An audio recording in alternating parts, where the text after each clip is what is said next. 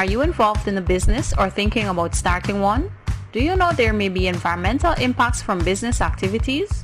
According to the Environmental Protection Act of 1996, businesses such as gas stations, rice mills, large-scale agriculture and poultry farms, large-scale mining and forestry operations, hotels, and resorts must be authorized. Persons proposing any of these activities need to submit an application for environmental authorization to the EPA.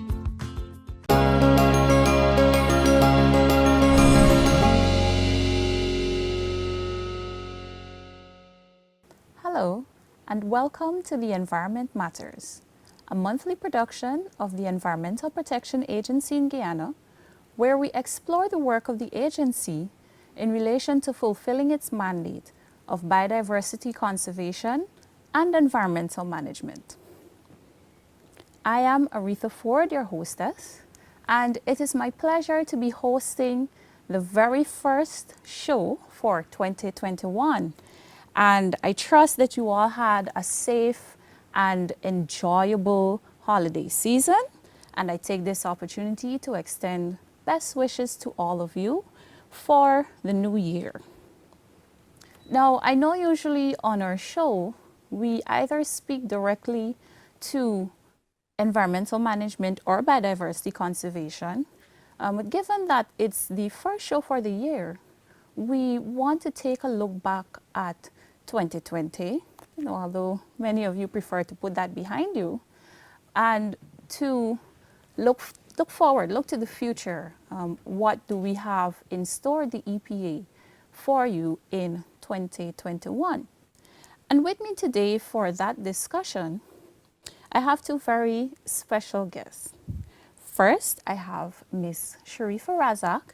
She is the Executive Director Acting at the EPA, and she's been with the agency almost since its inception 25 years ago. So she's very seasoned, and when she speaks with a wealth of knowledge and experience about the agency and about the matters that pertain to the environment and so on. And I have with me Mrs. Candacie Thompson, who is the head of the communications department, and she too has a wealth of knowledge when it comes to particularly biodiversity matters and environmental awareness and communication. Ladies, welcome to the show. Thank you for having us. Thank you very much, and greetings to everyone. I would like to wish everyone a progressive and safe 2021. All right, and Sharifah, do you have any sentiments? I would like to express? echo the good wishes from both Aretha and Candacie, and to wish our viewers a safe and healthy 2021, and hopefully return to a higher level of normalcy before the end of the year. Yes, indeed. I know for many of those who are home with children, this is particularly a sentiment that we express. Now, you've both been on the program before, so Ms. Razack, I'll welcome you back. And I know we have much to discuss, so let's get right down to sharing with our audience what we promised to talk about today. Now, the agency, like most other organizations, had big plans going into 2020. I'd like for you to share with us what some of those plans were, and then we will chat about some of the ways in which the COVID-19 pandemic had impacted on us executing those plans at the EPA. All right, so let me go just slightly back from 2020. Mm-hmm. In 2019, we had accelerated our authorization process of developments occurring in Guyana. And so we were very energized and enthusiastic going into 2020 with the same energy to ensure that all developments that should be authorized are authorized. So we were all systems go for authorizations basically in 2020. However, not to belabor what everyone else knows, COVID-19 struck. And so therefore, being primarily a field-based operations, Yes. our field activities were affected. And so whereas we wanted to go ahead to continue with that, that zeal, that was not that was not actualized. And also, in terms of complaints, having made good progress with authorizations, we wanted to focus more heavily on addressing complaints. And that was one of the things that we wanted to do, as well as to consult on things like our biodiversity strategy and things like that. So those were three important things that we wanted to have happen in 2020. All right, so you touched on two things. The projects that should be permitted. So for those persons who usually pick up a copy of the Sunday Chronicle and the Guyana Times or articles, actually spoke to the environmental authorization process, and it has a list of projects that are permitted by the agency. So I urge you to go and pick up a copy of the newspapers to get in the know and see what the agency really does. And you touched as well on complaints management, which is a sore topic. So viewers and listeners, you know that the agency is working very hard to fulfill its mandate, especially when it comes to the management of complaints, not only arising from authorized projects, but also issues that affect people in the environment. All right, so can we talk about some of the other projects that the agency would have had ongoing in 2020? And we'll start with the review of the Environmental Protection Act. Yeah, well, the act was established, was passed in 1996, and with more than 20 years experience under our belt, we have recognized the need to examine the act and to make it more functional for the needs of the country in terms of what's happening in terms of development. So we had started that process, and it was primarily in-house. Of course, with the COVID-19 challenge, going out to do further consultations, that was not actualized. But of course, as everyone would be familiar with, the various virtual technologies for actually interfacing, some level of that did occur. However, I must stress that the act it's only at a point of where we are conducting an in-house review of the act. Right. All right, so what are the next steps when it comes to the review of this act? We've finalized our in-house review, so where do we go from here? Well, as you know, we have a board, and Yes. that board will have to look at our justifications and sanction the next steps regarding the review of the act. But yes, very well. Yeah. Another point that I would like to bring up is the operation of our satellite offices, and to speak to what progress has been made. There were announcements that the EPA had planned to expand into all the administrative regions. So where are we with our expansion program? Well, if we are still on 2020, yes, well then definitely. At that point in 2020, we still had one one established office in quarantine at WIM, and we had one established at Linden, and we were in the process of pursuing one being established at Essequibo. Okay. Yeah. So that was where we were at 2020. But if you want me to move forward to 2021 to have any Right. discussion on that, as you know, we have we are all just past the process of budget preparation. So Yes. that has been addressed in the budget plan in terms of how we will proceed to establish other offices. But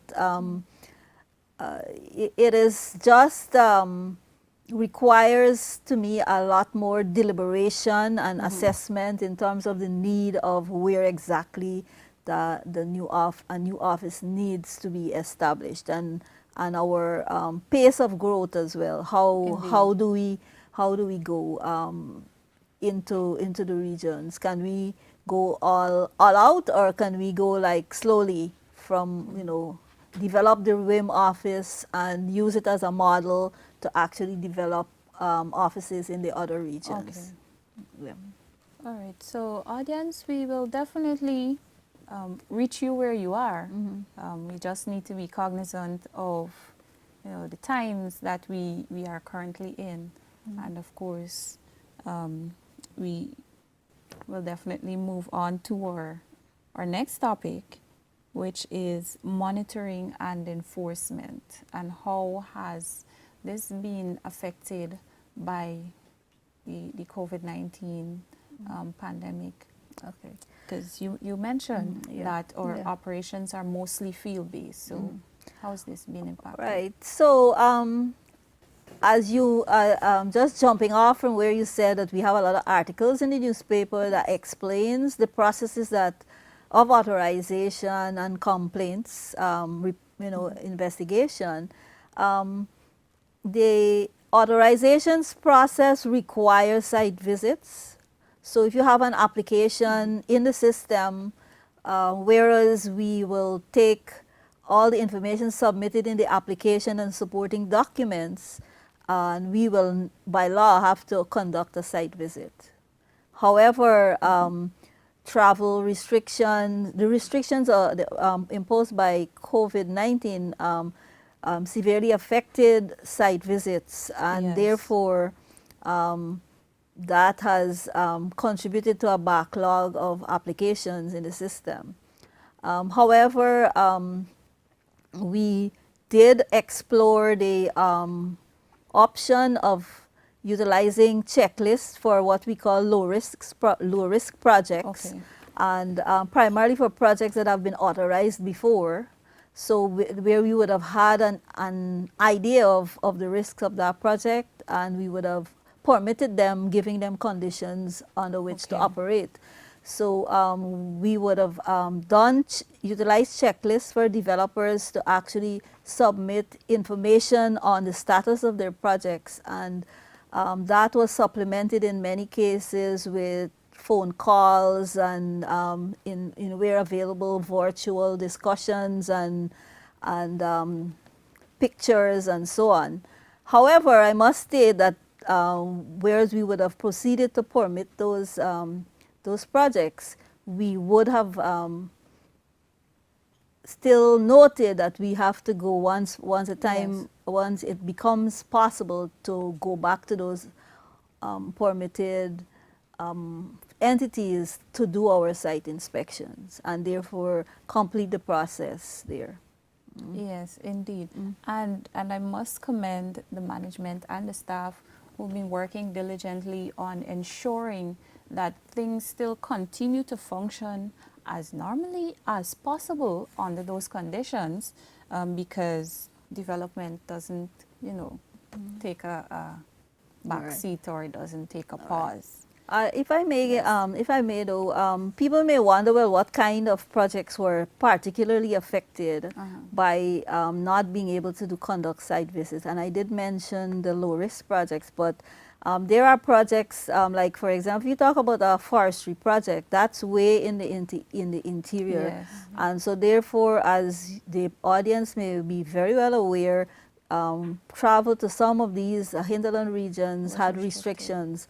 And whereas we also wanted to consider the safety of our staff as well. So, you know, we made a judgment call regarding how they were able to travel and whether they were able to conduct the required site visits. So mining projects and forestry projects, those are on the list for site visits to be conducted. Okay, Yes. definitely as we continue to experience an opening up of the country Yeah. once again. All right, so I'll give my other guests a chance to zero in on one aspect of the agency's work that really stood out in 2020. And that's not because I work in that department, but because we needed to have greater interaction with the public. And before I steal her thunder, I'll ask Mrs. Thompson to share with us, as Ms. Razack did, what were the plans coming into 2020 and how were those plans affected? All right, thank you, Aretha. So we believe that communication, education, awareness, those are critical pillars for transformative action. And yes, every year we seek to expand and to better what we do, and we're extremely passionate about what we do and engaging with the public, getting their feedback, improving the work of the agency and so on. And 2020, of course, you know, everybody anticipated 2020, the year of perfect vision, and we developed an extremely comprehensive work plan. There were some initiatives which were started in 2019, including things like going out and meeting the public in the various regions and so on, interacting with communities a lot more, and all of that. So we wanted to expand on those initiatives. So most of our work plan for 2020, you know, dealt with capacity building, it dealt with better engagement with communities, it dealt with interacting with the public, getting their feedback on the work of the agency and so on. However, COVID came, and 2020, of course, was an interesting year. And what we had to do is to step back a bit, you know, introspect. And the good thing about our department is that it's versatile and there's a lot more flexibility there as compared with the others where things like field visits and so on are mandatory. So we had to reset, recharge, and you know, revisit our approaches to the work plan. So we actually transformed rather our work plan to a virtual approach. So not saying, okay, because we can't execute some of the things that are planned, Yes. we're not going to do it. So we look at how we can get those things done differently. So we started to shift our focus from looking at the problem, looking at the pandemic, of course, not being oblivious to the seriousness of it, but how can we coexist with the pandemic? How can we effectively implement our work, get the public involved in the midst of a pandemic, right? So that is what we did, and we amplified our media presence. Of course, we've had ongoing media, traditionally the radio and the television and so on, and we amplified that. We had actually earlier in the year engaged 2 additional regions 1 and 9, to have radio interviews. So we had started that process and we worked on that, and later down in the year we engaged Bartica Region 7 to have our interviews. So we started with 4, where we had 4 in 2019, and by the end of 2020 we were actively engaged with 7 regions in terms of our media coverage. Okay. So we also amplified our presence on social media, of course, because that is where everyone was basically, you know, Indeed. making providing information that is pertinent at the time, relevant information, ensure that our presence there, it's meaningful and effective, and we're getting the necessary feedback and so on. With that social media, we really capitalize on that, especially for our environmental observances that we are, extremely passionate Yes. about. And we had in excess of 15 competitions, challenges, and approximately 40 winners thereabout. Those were winners, so that those were not the participants. And we really, we were really motivated by the pieces that came in, whether they were poems, or they were art pieces or videos, that people actually, there are people out there who want to make a difference, and they're waiting the opportunity for that. So we were very heartened by the level of participation that we had from the public for those competitions. We also partnered with the two telephone giants. We explored that for the first time because we wanted, especially for World Environment Day, which is the EPA's anniversary, and signature environmental observance to meet as many persons as possible, and try to be effective. So what we did blast text messages, and together we were able, with the two companies, we were able to send text messages to approximately 509,000 subscribers. Yes. Right? So those were some of the initiatives that we were involved in. And of course, the Zoom became everybody's best friend.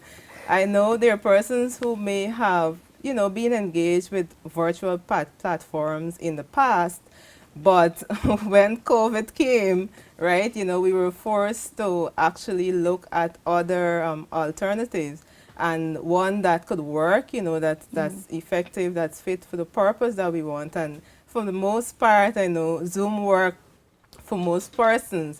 Of course, we had the initial challenges with Zoom navigating. Until you were hit with low bandwidth notice. Navigating the platform, and all of that. And, you had those initial teething issues until we were fully able to understand it. Challenges with persons, you have to remind them to mute your mic because you're hearing stuff that is happening behind the scenes in the home and stuff like that. But that worked very well. We were actually able to execute consultations because in the initial part of the year, we were focusing on single-use plastics. We had actually started physical consultations in regions 1 and 9. And after COVID, we had to transfer those to, the Zoom platform. So we were able to engage with over 40 plus stakeholder groups, including the private sector, the Chamber of Commerce, and so on, the tourism sector, on single-use plastics and their thoughts and so on, via the Zoom platform. Yes, and we would have used it, yes? Sorry. No, I particularly remembered when you mentioned that we were doing physical consultations, and I was all excited to go into the regions to share with persons, and then March came and we had to stop all of that. So it was a bit disappointing, but but we got to bring the regions to us. That was an advantage too, because what we found is that we were able to bring a lot more people together at one time at reduced cost. So yes, of course. So we were able to do that. We've had the Facebook Live sessions too, which was something new that we explored, and those were very effective, and we had a lot of feedback and so on. From those, we would have had a large number of activities via Facebook as well. For the month of November, we had a gas station week of activities in celebration of CARICOM Energy Month, right? So we really tap into those social media platforms, and for engagement as well. We usually have our annual teachers camp, environmental education camp. So we were challenged to execute environmental education session. Well, of course, it couldn't be a camp because it was going to be virtual, but actually deliver the content in a way similar to the camp that is stimulating, and that will get the teachers involved, and they were really captivated by that. With the Zoom platform, one of the challenges we did have though is that because you want maximum interaction and participation. Yes, and So it doesn't really allow for that. Right. So sometimes what we had to do, we split most of the sessions so we can have smaller groups, and it would allow us to interact a bit more. And there were specific rules and so on that we wanted participants to adhere to, have your camera on, stuff like that, and we had activities and all of that, so we could get this feedback, because sometimes when you're on those type of platforms, you don't know if people are paying attention, if they just log in and they're doing something else and stuff like that, so you don't want to defeat the purpose of having it. But we've had pretty good feedback in that regard, as well as our annual police training in noise management. Yes. So because of the nature of that was a physical training, but that as well we split the group so we can ensure we adhere to the protocols set out by the Ministry of Health. And in addition to that, Aretha, as you would know, having information readily available and accessible is critical. So we have developed a number of materials, publications. Some of them are displayed on the table right there. Yes, so I did want to especially point out when you mentioned the Facebook Lives, one of the sessions was used to launch the EPA's magazine. This is the second edition of the Green Note, and I know it was one of the major accomplishments for the communications department in 2020. Yeah. So I urge, yes, amidst COVID, we weren't able to do the grand launch like we had planned, but nonetheless, we have this excellent publication out, and I encourage those of you who have access to the internet to go on the agency's website, and you can download a copy of the magazine, and also to have a look at some of the other publications that the EPA usually puts out into the public space. Yeah, and we also have back by popular demand our calendar. So we have the 2021 edition. We do have it's limited in terms of the amount that we have available now, but we want to ensure as many persons as possible get access to it. So persons can contact us for their copies of the calendar as well. And we have numerous other publications related to mechanic workshops, spray painting, single-use plastics, good practices for restaurants and so on that we would have developed during the course of 2020. Yes, and indeed I know in this year there's much more to come. Let's talk about public notices, because for those who follow traditional media, every Sunday or almost every Sunday we would see a public notice being put out by the EPA.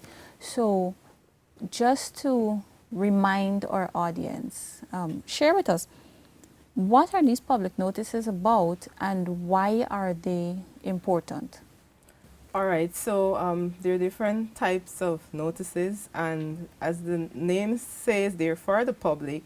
The EPA publishes what is known as a 30-day public notice. That is for projects that do not require environmental impact assessment, and it gives the public 30 days to make their submissions or recommendations, or whether or not they agree with the agency's decision on those projects not requiring an environmental impact assessment.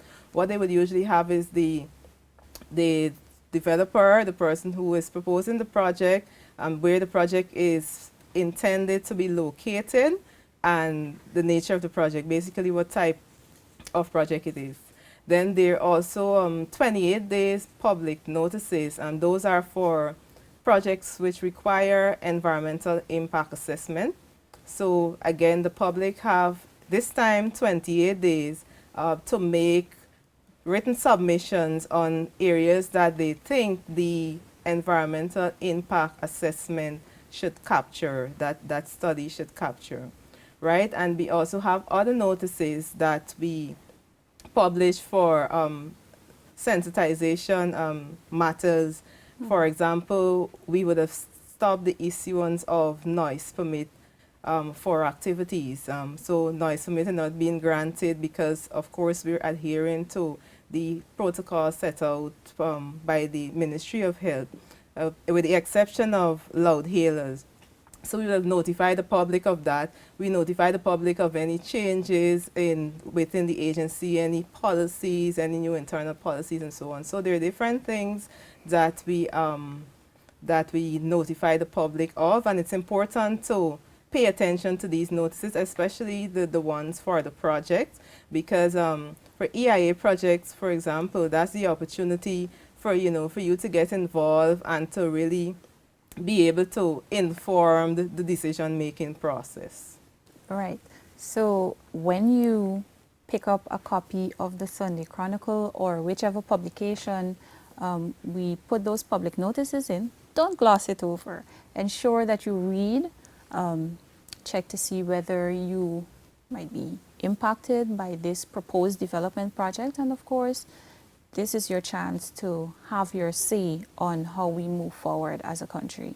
So with that, we'll take an ad break, and on the second half of our show, we look forward in 2021.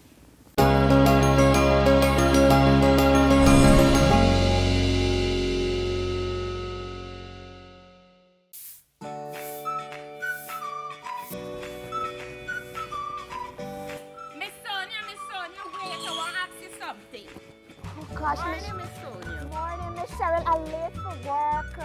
I noticed the other day y'all had a big campaign with them police officers, so shutting down them people barbecue, wedding, dance. Man, how y'all expect these people to make money and survive? Oh, Miss Cheryl, that is far from the truth.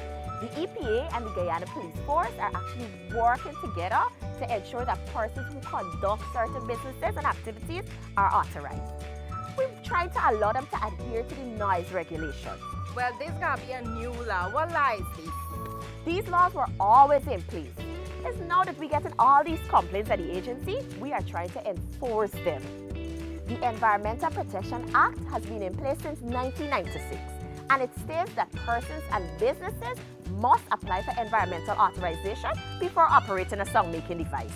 Well, girl, I never know this thing is prior to the law. So if you're keeping a barbecue or an open-air function, like a wedding or a concert, especially in your community, right, and you're playing a music system, you have to apply for a short-term noise permit. And for persons that operate in a business and you got generators and stuff, you have to apply for a long-term permit. And that is applicable to bars and hotspots and clubs also. Well, now that you explain it, I understand it. It's unfair to the elderly, sick people, and even them little children. That is correct. According to the World Health Organization, loud noise can cause stress, sleep deprivation, and hearing impairment. And I'm sure you wouldn't want that. Oh, now I understand. Thank you for explaining it, Miss Sonia.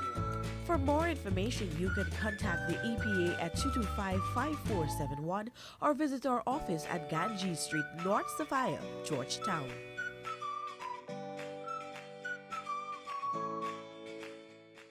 At the Environmental Protection Agency, we believe that the environment is everybody's business. We can start caring for our planet by becoming more environmentally friendly in our everyday actions. Here's what you can do: dispose of waste in a garbage bin, clean our drains, yards, and carpets regularly, take a reusable shopping bag to the market, support local butchers and farmers to reduce packaged waste, plant a kitchen garden, trees and flowers, compost your organic waste, conserve water and electricity, carry a reusable water bottle. These little acts are good for your health and that of the environment. Remember, healthy people work better and achieve more, and together, small actions make a big difference. For further information on how you can help, please contact the Environmental Protection Agency, EPA, Ganges Street, Sophia, or telephone us at 225-5467. You can also visit our website, epaguyana.org, or our Facebook and Instagram pages. Are you involved in a business or thinking about starting one? Do you know there may be environmental impacts from business activities? According to the Environmental Protection Act of 1996, businesses such as gas stations, rice mills, large-scale agriculture and poultry farms, large-scale mining and forestry operations, hotels, and resorts must be authorized. Persons proposing any of these activities need to submit an application for environmental authorization to the EPA.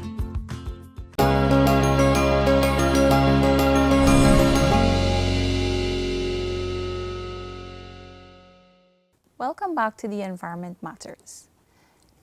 If you are now joining our show, I have with me Ms. Sharifah Razack and Mrs. Candacie Thompson, who are the Executive Director Acting and the Head of Communications at the EPA, respectively. And my name is Aretha Forde, and we were having a discussion on achievements and challenges in 2020. And of course, if you are connected to the internet, you can always go back on YouTube and, catch up to the first half of our show. So I'd like to continue our discussion on reflections of 2020 with Mrs. Thompson of the Communications Department, and to take a look at capacity building at the agency in 2020, as well as guidelines that were reviewed or developed in that year as well. All right, thank you, Aretha. So we really leveraged the opportunity brought by COVID for capacity building initiatives. And those were mainly through our multilateral environmental agreements, bilateral environmental agreements, and even membership partnerships that the agency would have established over the years. So we tapped into that, and there were a number of webinars which were offered. The agency participated in approximately 105 international webinars, right, from established organizations and bodies, focusing on a wide range of matters pertinent to our work, including oil and gas, radiation, energy, biodiversity, biosafety. So there were a wide range of issues that were looked at. So we really capitalized on that because these were international experts who, brought shared experiences and all of that to Guyana.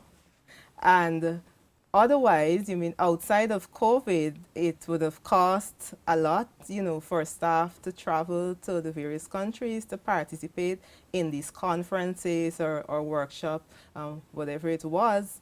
And it would have been a limited number of persons as well, because basically only one or two persons would have been able to attend a given session. And the webinars were unlimited. So yes, as many persons as were interested could have signed up for those and participated, and we did capitalize on that. In addition to the webinars, we also sought the opportunity to train our staff, to ensure that we build our capacity in certain pertinent areas. So we did collaborate with other organizations such as the GNBS, and we had over 50 staff trained last year in various areas such as data analysis, risk-based assessment, root cause analysis and stuff, areas like those that are relevant to enhancing competency. So we really, really use that opportunity, to improve our technical skills, our expertise, and build our staff professionally as well. Yes, and I know GNBS is a critical partner in the agency's work because we are expected to set the standards for various environmental parameters, whether it's water quality or air quality. And so, of course, we work in tandem with that body to ensure that this is done. Correct, because they're the standard making body, so we can recommend and GNBS will take it from there. So it's we have to collaborate with them in developing standard for various parameters. Yes. So to close off our discussion on 2020, I'd like for you to share with us the guidelines that were either newly established or revised. All right, so we, yes, had a look at our policies, and we would have initiated the development or revision of some of our key policy documents. One of the things before I go to the guideline I want to highlight is a screening tool. So we have a screening tool that is used to assess projects and to categorize them. In addition to the site inspection and the other components of the screening process, right? But what we did is we collaborated with WWF and the Netherlands Commission on Environmental Assessment, and we enhanced that. So we made it more robust, technically sound, and it's now quantitative. So we have enhanced the screening tool that we use to assess projects. So that was one of the things that we would have done in 2020. And we've developed, we would have revised our EIA guidelines specifically to address our functions in Section 4 of the Environmental Protection Act, where the agency is required to facilitate the environmental impact assessment process, of course, for informed decision making. So those guidelines were developed in 2004, and we know that the dynamics of our society and so have changed since then. Definitely. So we have again partnered with WWF and the Netherlands Commission to have those guidelines revised. And however, the new guideline that was developed, again through that partnership, was the guidelines for the oil and gas sector. So that one was new. So we have the generic guidelines, and we have 7 annexes focusing on mainly mining, forestry, thermal energy, hydropower, and so on. Great. And I'm glad that you mentioned those sources of renewable energy, because we don't want persons to get carried away with the belief that the agency is bending towards, just looking at oil and gas, but we also need to look at all sectors of development. Okay? All right. So in looking forward to 2021, we are already in the middle of January. But we still would like to share with our viewers, what can be expected going forward. All right. So Candacie has very comprehensively shared with our viewers how we adapted regarding public awareness and education. And in 2021, we will have to similarly adapt in terms of how we are able to meet our mandate regarding site inspections and monitoring in particular. So we will focus a lot on utilization of technology for monitoring. For example, in the oil and gas sector, we are looking at pursuing the purchase of equipment and software that will allow us to do remote monitoring, and in the interim, until we are able to get back on track for physical inspections. Similarly, we are looking at, should the conditions permit, now we are all hopeful to collect a lot of to collect data on environmental quality, because we need to there is development is accelerating Very and rapidly indeed. our people are curious about although they may not actually say it in these terms, but they're curious about how development may be impacting our environment, and therefore the EPA has to be conscious of that and to look at ways of actually collecting data to be able to answer that question. So that is one of the important aspects, and this will transcend air, water quality, and also it will tie in to one of the aspects of Candacie's work, which will be eventually to hopefully at the end of the year to publish a state of environment report, if not fully on all aspects of the environment, at least on some of them. So that in terms of, we have not said a whole lot about biodiversity, but I don't want to not mention it's a very important aspect of our mandate, and we will be looking towards developing the fourth iteration of the National Biodiversity Strategy and Action Plan. We are currently in the third one. So in 2021, we hope to complete the implementation of that strategy and to move towards the development or to initiate steps to commence the development of the fourth NBSAP, as we call it. So apart from that, we will be continuing our core functions of authorizing development, because the applications do keep coming in, and to also plan and implement a strategy to get a move on the complaints inspection. All right, so those are in a nutshell what we plan to do, and let's hope that the conditions become more favorable, and we can even go beyond what we expect in terms of our core functions of authorizations and compliance. All right. So, are there any closing remarks? I know you mentioned NBSAP, the fourth edition of that, and my mind immediately went to the UN decade on ecosystem restoration. So maybe there will be some consideration there.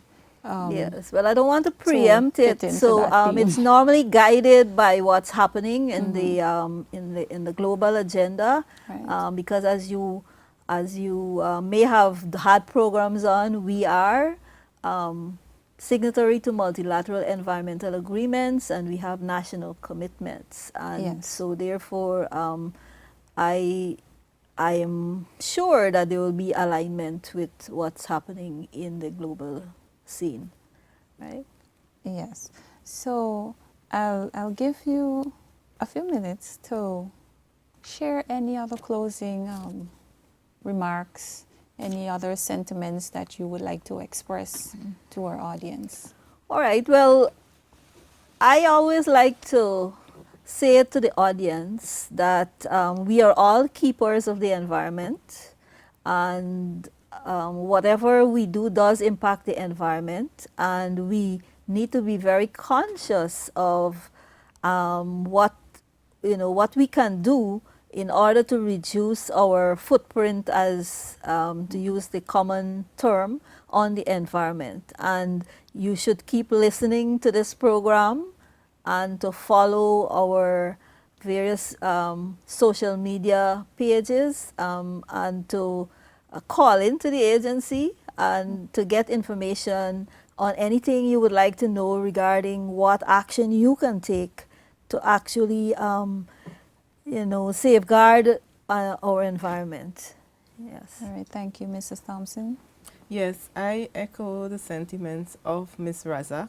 Our slogan is the environment is everybody's business, and I would want to applaud those who have been doing their part diligently, and to just appeal to those who are not to be cognizant that whatever you do will have an impact on the environment and on your health too. So ensure that you are mindful of that and be a part of the solution, not the problem.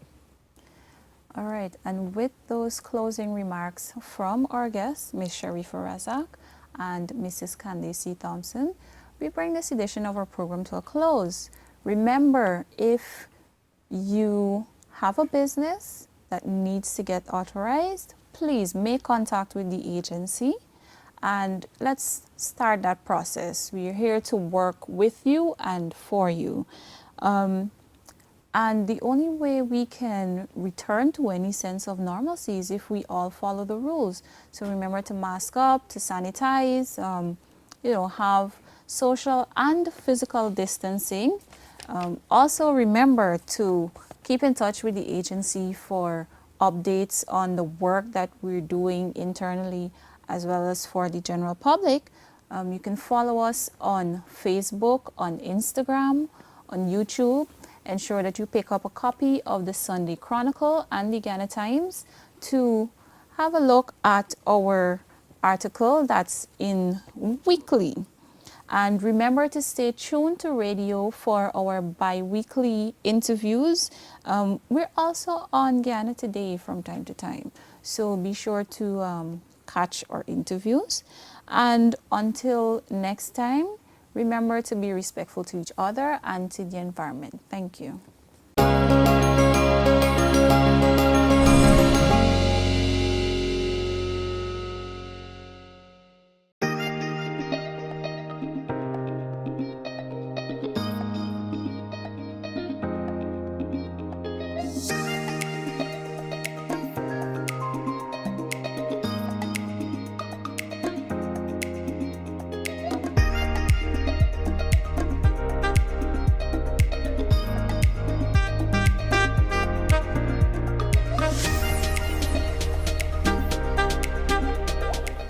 Come around, please.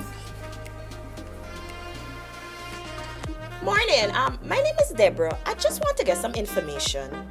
Good morning. I am Moderator Duncan, Senior Environmental Officer. How may I assist you today? Tell me something. They got this man next door by me breaking on this big building, and it's bare asbestos in the roof.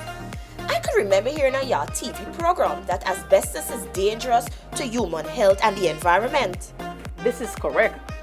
The Environmental Protection Act states that any person or facility that is storing, treating, transporting, and or disposing of hazardous waste material must be authorized by the EPA to do so. Oh, but it's now I'm really hearing about this hazardous waste thing. Tell me something more.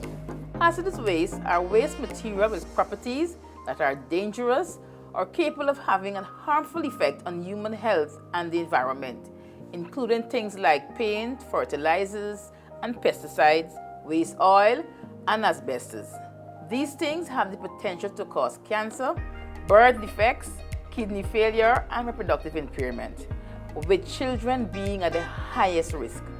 The environmental authorization in this case gives the legal right to transport, store, and dispose of this material in accordance with the EPA Act Chapter 2005 Laws of Guyana. Now, this ensures you and your operation and your process is safe for the environment and human health. So you mean to tell me that all them leftover Christmas paint that I got on in my kitchen sink, I need authorization from EPA to get rid of it? No, Miss Deborah. These items, once used for household purposes, does not require environmental authorization from the EPA. However, you should still take necessary steps to ensure that these materials are stored and disposed of in an environmentally safe manner. Thank you so much for the information.